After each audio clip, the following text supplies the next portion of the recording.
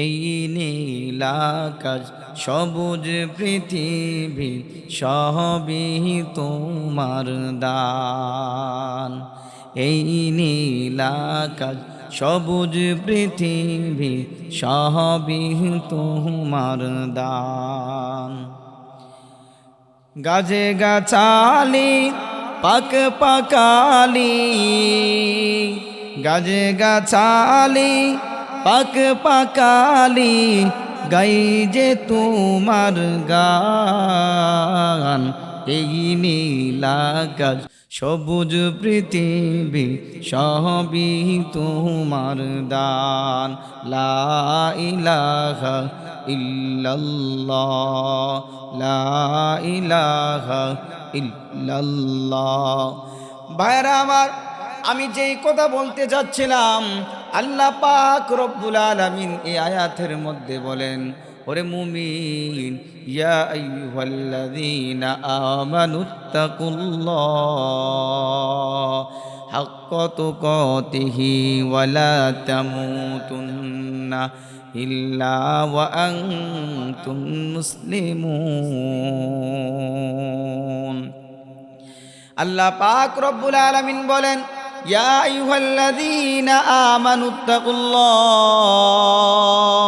হে ইমানদারগণ, আল্লাহকে ভয় করো, আল্লাহকে ভয় করো, আল্লাহকে ভয় করো। ও মুসলমান, আল্লাহকে ভয় করার জন্য বলেছে। আল্লাহকে কেমন ভয় করতে হবে ভাই? শুধু ভয় করলেই চলবে না, ভয় করার মতো ভয় করতে হবে। কথা বলেন ঠিক কিনা? মুসলমান, আজকে দেখা যায় আমরা মুসলমান দাবি করি, নিজেকে মুসলমান দাবি করি, আর নিজেকে মনে করি আমি একজন মুসলমান, আমি একজন মুসলমান। না বাবা, না না না, মুসলমান এখনো পর্যন্ত হতে পারো নাই যতক্ষণ না মুসলমান আল্লাহকে ভয় করার মতো ভয় যতক্ষণ পর্যন্ত তুমি করতে না পারবা, ততক্ষণ পর্যন্ত তুমি একজন খাঁটি ইমানদার খাঁটি মুসলমান হতে পারবা না। ওরে মুসলমান, আজকে নিজেকে দাবি করো আমি মুসলমান দাবি করি, আমি একজন খাঁটি মুসলমান, কিন্তু বুঝতে গেলে দেখা যায় মুসলমান তোমার দিকে তাকাইলে দেখা যায়, ওরে মুসলমান, দেখা যায় তোমার ভিতরে নামাজ নাই, তোমার মধ্যে নামাজ পাওয়া যায় না, তোমার ভিতরে নবীর সুন্নত দেখা যায় না। আবার নিজেকে মুসলমান দাবি করো, আবার নিজেকে ভয় করো, নিজেকে মনে করো আমি আল্লাহকে ভয় করি, অথচ দেখা যায় তুমি যদি প্রকৃতভাবে আল্লাহকে ভয় করতা তাহলে তোমার মধ্যে কোনোদিন নামাজ ছুটে যাইত না। ঠিক কিনা জোরে বলেন? ওরে মুসলমান দাবি করো, হো মুসলমান, তুমি নিজেকে মুসলমান দাবি করো, অথচ তোমার ভিতরে মুসলমানিত্ব পাওয়া যায় না। এই জন্য ভাবা বলি, তুমি যদি একজন মুসলমান হতে চাও, এক নাম্বার আল্লাহর ভয় ঢুকাইতে হবে। কেমন ভয় ঢুকাইতে হবে? হাক্কা তুকাতিহি, ভয় করার মতো ভয় তোমার দিলের ভিতরে ঢুকাইতে হবে। আল্লাহ তাআলা বলেন, ও মুসলমান, তুমি যদি নিজেকে মুসলমান দাবি করো আর খাঁটি মুসলমান যদি না হও, আমার আল্লাহ বলে ওয়ালা তামুতুন্না, ও মুসলমান, তুমি খাঁটি মুসলমান না হইয়া ওয়ালা তামুতুন্না ইল্লা ওয়া আনতুম মুসলিমুন, খাঁটি মুসলমান না হইয়া বন্ধু কোনোদিন মৃত্যুবরণ করা যাবে না। আমার আল্লাহ তাআলা বলেন, খাঁটি মুমিন খাঁটি মুসলমান না হইয়া আমার কবরে আইসো না।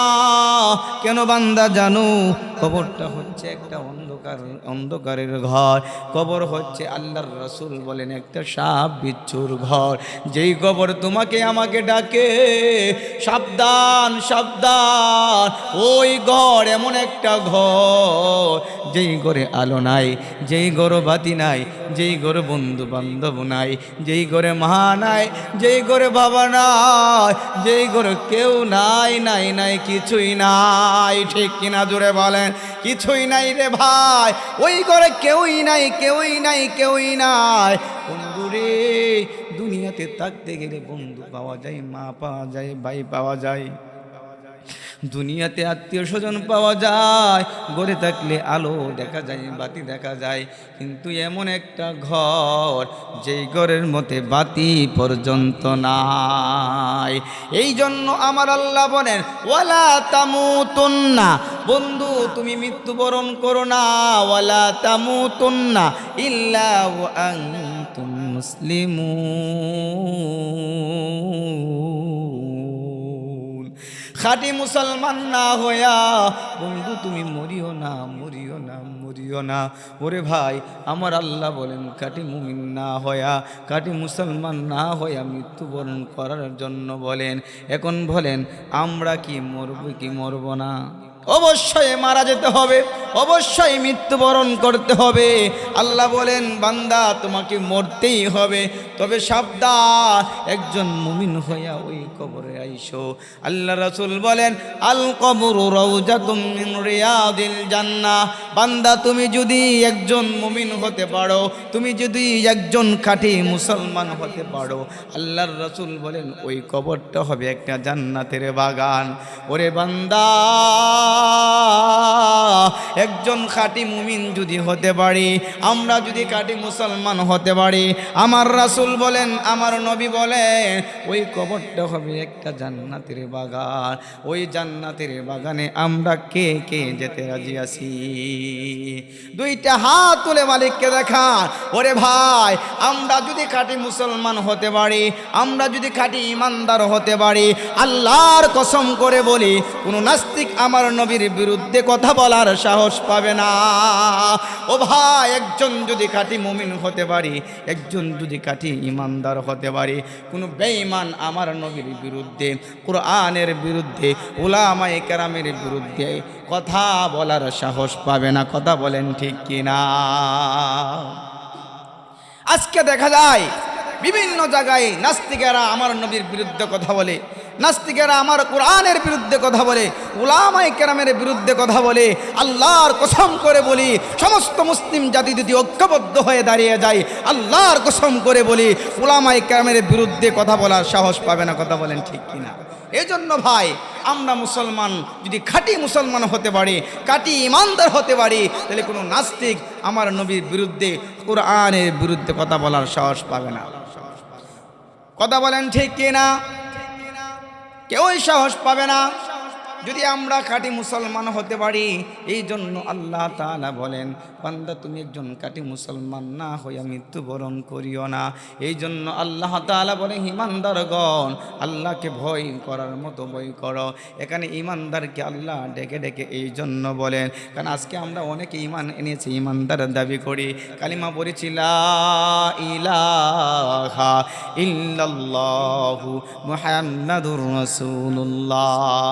তাহলে কালিমা পড়ে মুসলমান হলাম, ইমানদার হলাম, কিন্তু দেখা যায় ইমানদার হওয়ার পরেও গুনাহ করি, বান্দা গুনাহ করি, মোবাইলের গুনাহ করি, কত গুনাহ আর গুনাহ, ডাইনে বামে সামনে পিছনে কত গুনাহ। ওরে ভাই কত গুনাহ করি, আবার নিজেকে দাবি করি আমি একজন ইমানদার, আমি একজন মুসলমান। ওরে বন্দা এই জন্য আল্লাহ বলে হাক তো দেখি, শুধু ভয় করলেই চলবে না, শুধু ভয় করলেই চলবে না, ভয় করার মতো ভয় করতে হবে। যদি ভয় করার মতো ভয় করতে পারি, আল্লাহর কসম করে বলি গুনাহ থেকে বেঁচে থাকা সম্ভব। আমার নবী মুহাম্মদুর রাসূলুল্লাহ সাল্লাল্লাহু আলাইহি ওয়া আলিহি ওয়াসাল্লামের সাহাবায়ে কেরামের দিকে তাকায়া দেখেন, কত কত ভয় করতেন আল্লাহকে, কত ভয় করতেন কবরকে। ও ভাই সাহাবায়ে কেরামের দিকে তাকায়া দেখেন, তারা একজন ইমানদার ছিলেন, মুসলমান ছিলেন। এই জন্য আমার আল্লাহ বলেন আমানু কামা আমানান নাস। ও দুনিয়ার মানুষ শুনো, যদি তোমরা ঈমান আনতে চাও তাহলে আমার সাহাবায়ে কেরামের মতো ঈমান আনো। ওই সাহাবায়ে কেরাম কত ভয় করতেন জানেননি ভাই, জানেননি ভাই? ও মুসলমান শুনো, এত ভয় করতেন, কত ভয় করতেন। ওরে মুসলমান শুনো, ও মুসলমান মুসলমান শুরু। সাহাবায়ে কেরাম কত বই করতেন। আবু বকর সিদ্দিক গাছের দিকে তাকায়া বলতেন, আল্লাহ যদি আপনি আমাকে গাছ বানায় দিতেন গো, আমাকে দুনিয়ার মানুষ লাকড়ি বানায় আগুনে পুড়িয়ে ফেলতো, আমাকে ছাই করে দিত, আমাকে মরার পরে কোনো জবাব দিতে হতো না। ও ভাই কেন ভয় করতেন রে ভাই, কেন ভয় করতেন? কবরের ভয়, আযাবের ভয়। ওরে মুসলমান, আমরা যদি আল্লাহকে ভয় করতাম কোনোদিন গুনাহ করতাম না। যদি আল্লাহকে ভয় করতাম কোনোদিন সুদ খাইতাম না। যদি আল্লাহকে ভয় করতাম কোনোদিন উলামায়ে কেরামদেরকে গালি দিতাম না। যদি আল্লাহকে ভয় করতাম কোরআনের বিরুদ্ধে কলম ধরতাম না। যদি আল্লাহকে ভয় করতাম, আল্লাহর কসম করে বলি, ওই বাইতুল মুকাররমের খতিব আল্লামা আব্দুল মালিক হাফিজাহুল্লাহকে কোনোদিন গালি দিতাম না। কথা বলেন ঠিক কিনা? এই জন্য মুসলমান আমরা যারা আছি এখনো সময় আছে, আমরা ইসলামের পক্ষে কথা বলি, কোরআনের পক্ষে কথা বলি, ঈমানকে মজবুত করি। আল্লাহর ভয় দিলের ভিতরে ঢুকাইতে যদি পারি, আল্লাহর ভয় দিলে যদি মুসলমান আমরা ঢুকাইতে পারি, ওরে মুসলমান আল্লাহর কসম কোনো বেঈমান মুসলমানের বিরুদ্ধে কথা বলার সাহস পাইত না। ঠিক কিনা জোরে বলেন? ওরে মুসলমান কোন নাস্তিক কোনদিন আল্লাহর বিরুদ্ধে কথা বলার সাহস পাইত না। বাংলার জমিনে তাকার জায়গা হইত না। কথা বলেন ঠিক কিনা? নাস্তিকতা নিপাত যাক, দিন ইসলাম জিন্দাবাদ, কোটি প্রাণে একই আওয়াজ। জোর কদমে সামনে চলো, বজ্রে কণ্ঠে আওয়াজ তুলো, তুলো তুলো সবাই মিলে একই তালে দাও না স্লোগান, নারায়ে তাকবীর, দিন ইসলাম জিন্দাবাদ জিন্দাবাদ। মুসলমানের এই দেশেতে নাস্তিকদের ঠাঁই নাই, নাস্তিকদের পক্ষে যারা তাদের কোনো রক্ষা নাই। ঠিক না? মুসলমানের বিরুদ্ধে যারা নিয়েছে অবস্থান, এই বাংলা এটাই হবে না, যাও হিন্দুস্তান। নাস্তিকতা নিপাত যাক, দিন ইসলাম জিন্দাবাদ, কোটি প্রাণে একই আওয়াজ। আরে মুসলমান, আজকে যারা কোরআনের বিরুদ্ধে কথা বলেছে, আল্লাহর কসম করে বলি বাংলার জমিনে টিকতে পারে নাই। তসলিমা নাসরিন যেরকম ভাবে বোরকার বিরুদ্ধে কথা বলেছিল, আল্লাহর কসম করে বলি তসলিমা নাসরিন যেরকম ভাবে বোরকা পরিধান করে পালাতে বাধ্য হয়েছে বাংলার জমিন থেকে, আজ যারা কোরআনের বিরুদ্ধে কথা বলবে, ইসলামের বিরুদ্ধে কথা বলবে, উলামায়ে কেরামের বিরুদ্ধে কথা বলবে, তসলিমা নাসরিন যেরকম ভাবে বোরকা পরে বাংলার জমিন থেকে পালানোর জন্য তারা পালিয়ে গেছে, পালানোর জন্য বাধ্য হয়েছে, আল্লাহর কসম করে বলি ওই তসলিমা নাসরিনের মতো আল্লাহর কসম করে বোরকা পরেও পালানোর জায়গা পাবে না। কথা বলেন ঠিক কিনা? এই জন্য ভাই আমরা আমাদের ঈমানকে যদি মজবুত করতে পারি, আমাদের ঈমানকে যদি আমরা সবাই ইসলামের উপর অটল থাকতে পারি, আল্লাহর কসম করে বলি আমার নিজের জীবন সুন্দর হবে, আপনার জীবন সুন্দর হবে। এই জন্য আমার ভিতরে 1 নাম্বার গুণ আল্লাহর ভয় আমার দিলে আপনার দিলে ঢুকাইতে হবে। যদি আপনার দিলে আল্লাহর ভয় ঢুকাইতে পারি, ইনশাআল্লাহ দেখবেন সমাজ পরিবর্তন হয়ে যাবে। মানুষ আজকে অহরহ মানুষ গুনাহ করে এর একমাত্র কারণ হলো তার দিলের ভিতরে ভাই ভয় নাই। কথা বলেন ঠিক কিনা? আমাদের দিলে ভয় নাই, ভয় না থাকার কারণে মানুষ গুনাহ করে। আজকে প্রতিটা মানুষের দিলের ভিতরে যদি আল্লাহর ভয় থাকতো, কোনো মানুষ গুনাহ করতো না, সুদ খাইতো না, সিটারি করতো না, জুলুম করতো না, পরের হক নষ্ট করতো না, মায়ের হক নষ্ট করতো না। আল্লাহর ভয় যতক্ষণ পর্যন্ত বান্দার দিলে না আসবে, আল্লাহর কসম করে বলি ওই মানুষটা ততক্ষণ পর্যন্ত গুনাহ থেকে বাঁচতে পারবে না, ওই মানুষটা নামাজি হতে পারবে না, ওই মানুষটা আলেম বক্তা হতে পারবে না, ওই মানুষটা কোরআন ওয়ালার মহব্বত তার দিলে ভিতরে ঢুকাইতে পারবে না, নবীর মহব্বত তার দিলের ভিতরে ঢুকাইতে পারবে না। আর আল্লাহর ভয় যদি তার দিলের ভিতরে ঢুকাইতে পারে, আল্লাহর কসম করে বলি দিনে দিনে প্রতিদিন তার দেখবেন পরিবর্তন হয়ে আসবে, তার দিল পরিবর্তন হয়ে যাবে। ইনশাআল্লাহ ওই মানুষটা আস্তে আস্তে আস্তে আস্তে আল্লাহ ওয়ালা হয়ে যাবে। বলেন সুবহানাল্লাহ। আল্লাহ তাআলা আমাকে আপনাকে সবাইকে আমি যে কথাগুলো বললাম, আল্লাহ তাআলা তৌফিক দান করুক। আমিন ওয়া আখির দাওয়ানা আলহামদুলিল্লাহি রাব্বিল আলামিন।